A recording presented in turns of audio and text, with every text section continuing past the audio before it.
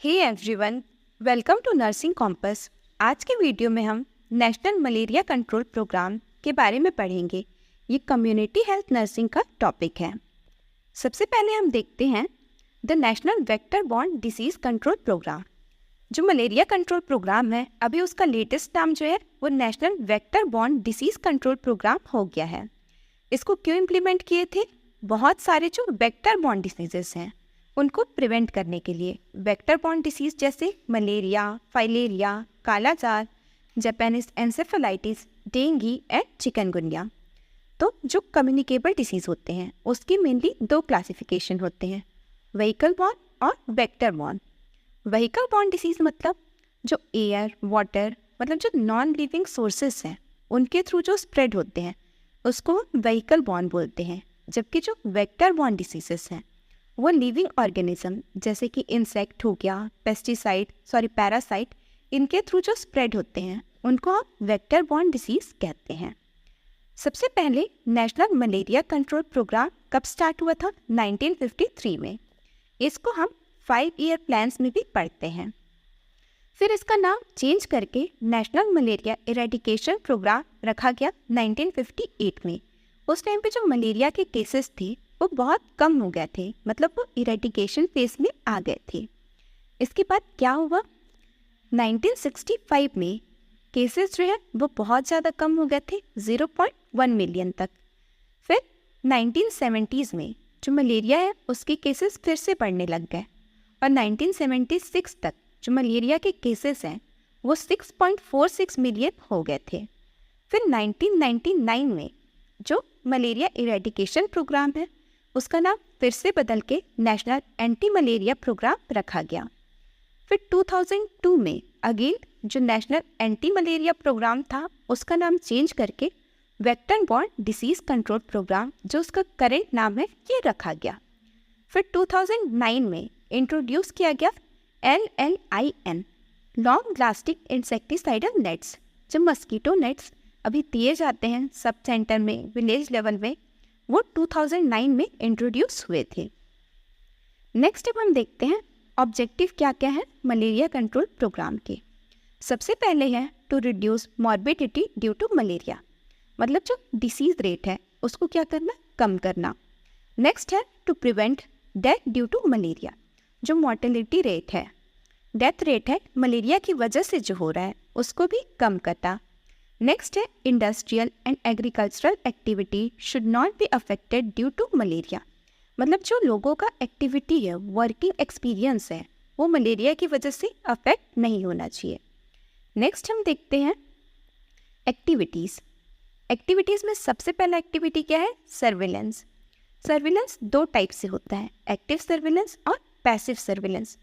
Active surveillance word से ही समझ में आता है कि जो पार्टिसिपेंट है वो खुद एक्टिव होगा।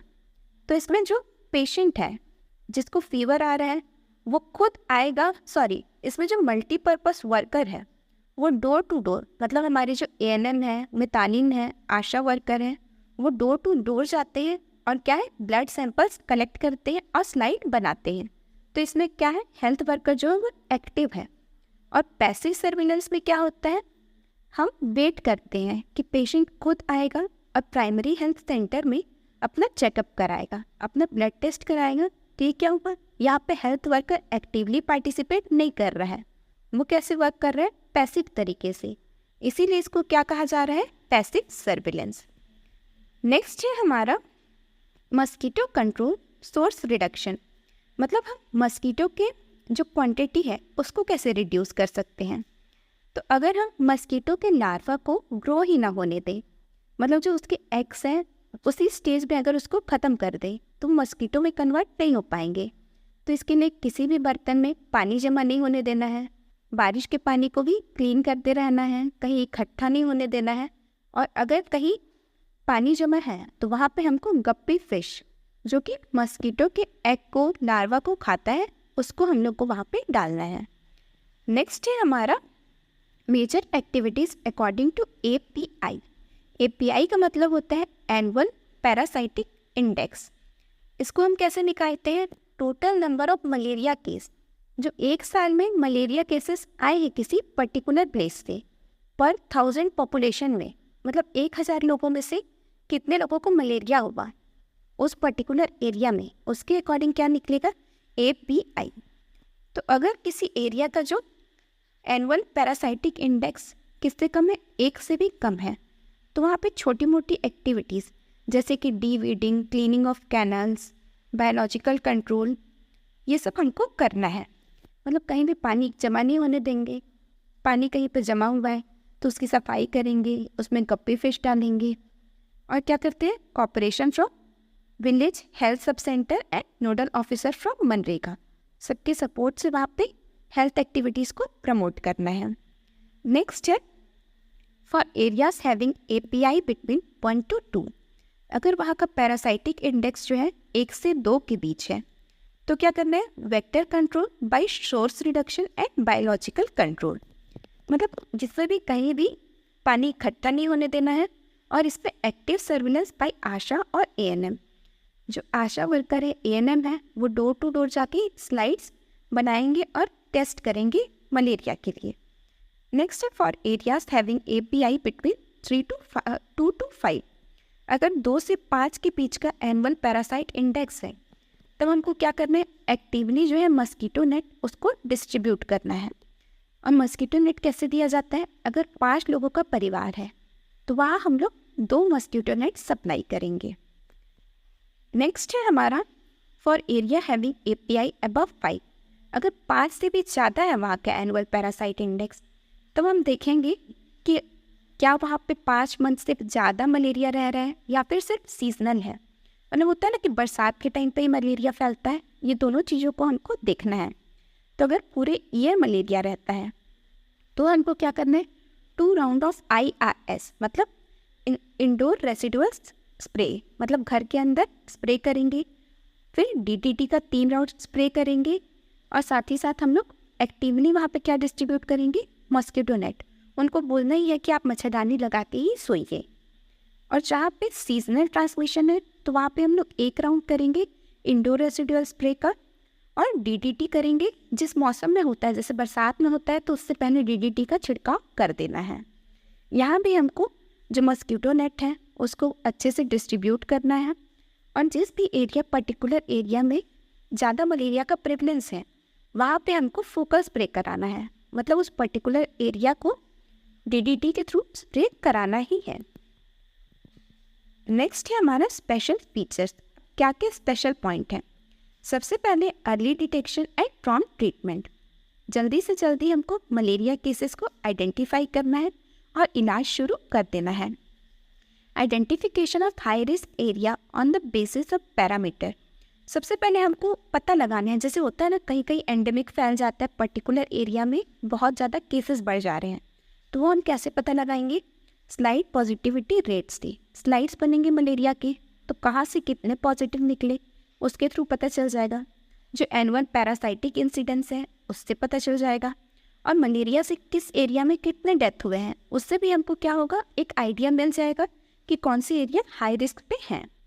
नेक्स्ट है स्ट्रेंथनिंग ऑफ सर्विलेंस एक्टिविटीज़, जो हम एक्टिव सर्विलेंस देखें जिसमें आशा और ANM इन्वॉल्व थे, तो उनको हम मोटिवेट करेंगे कि आप इस काम को अच्छे से कीजिए, डोर टू डोर जाके सैंपल्स कलेक्ट कीजिए।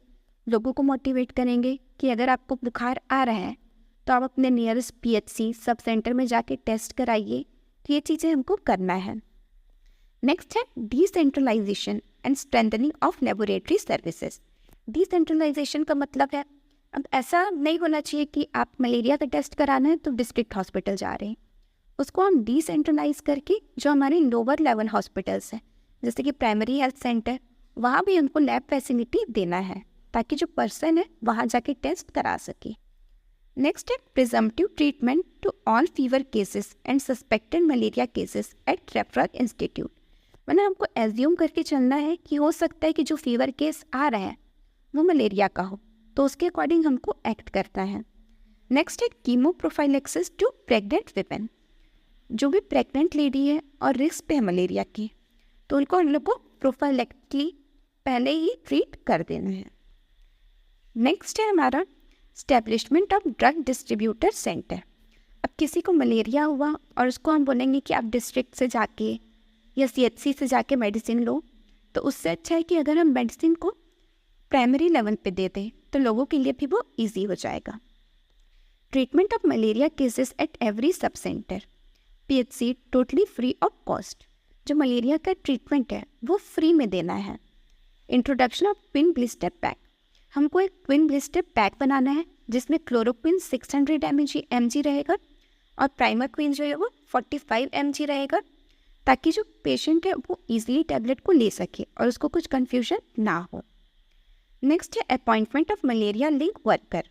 जो ट्राइबल एरियाज़ हैं जहाँ पे मतलब लोग इजीली नहीं पहुँच पाते हेल्थ प्रोफेशनल, तो वहाँ पे एक हम लोग को मलेरिया लिंक वर्कर अपॉइंट करने हैं जो एटलीस्ट हमको आइडेंटिफाई करके बता दे कि इस एरिया में जो है स्प्रेड हो रहा है मलेरिया।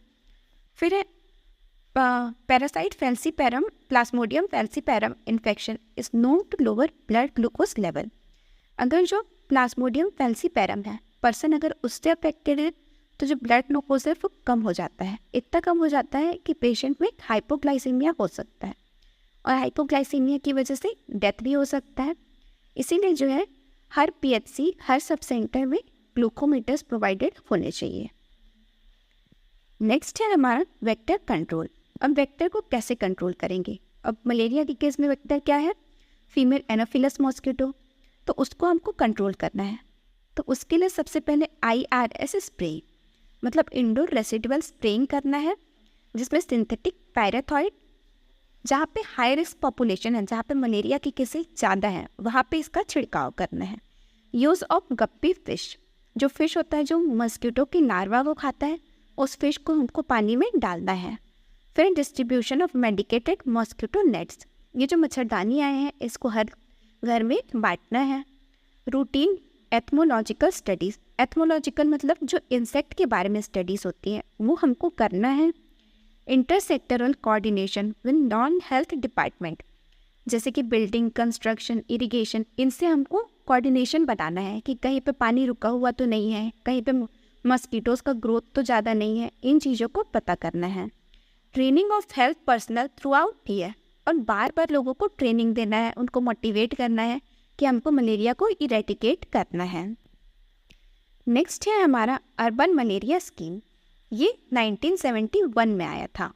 अब इसका ऑब्जेक्टिव क्या था कि मलेरिया को कंट्रोल करना और मेनली अर्बन एरियाज़ में कम करना। अर्बन मतलब जो सिटी एरियाज़ होते हैं वहाँ पे। फिर to reduce morbidity and mortality, मतलब डिसीज़ रेट और डेथ रेट दोनों को ही कम करना। अब कंट्रोल करने के लिए क्या क्या किए? Anti larval major on weekly interval, जो एंटी लार्वा मेजर है जैसे कि गप्पी फिश का यूज़ करना, DDT का छिड़काव करना, इन सब चीज़ों को किया गया।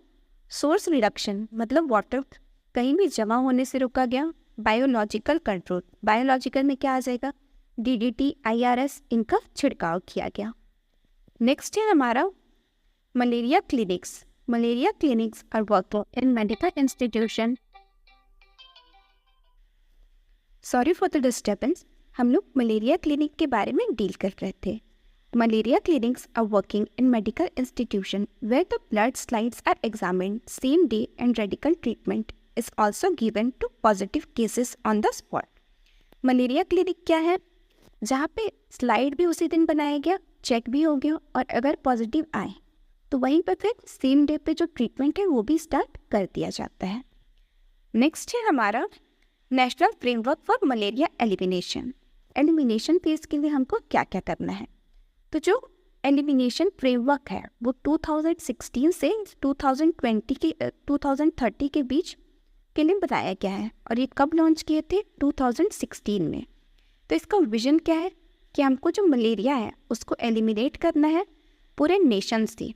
कब तक? 2030 तक ये हमारा विजन है, ताकि हम जो है पर्सन का हेल्थ को इम्प्रूव कर सके और उनकी जो क्वालिटी ऑफ लाइफ है उसको अच्छा कर सके। इसी के साथ हमारा नेशनल मलेरिया कंट्रोल प्रोग्राम ख़त्म होता है। अगर इसमें आपको कुछ भी डाउट होगा तो आप लोग कमेंट सेक्शन में पूछ सकते हैं। अगर वीडियो अच्छा लगा हो तो वीडियो को लाइक करें, और अभी तक अगर आपने चैनल को सब्सक्राइब नहीं किया है तो सब्सक्राइब करें और अपने फ्रेंड्स के साथ शेयर करें। Thanks for watching.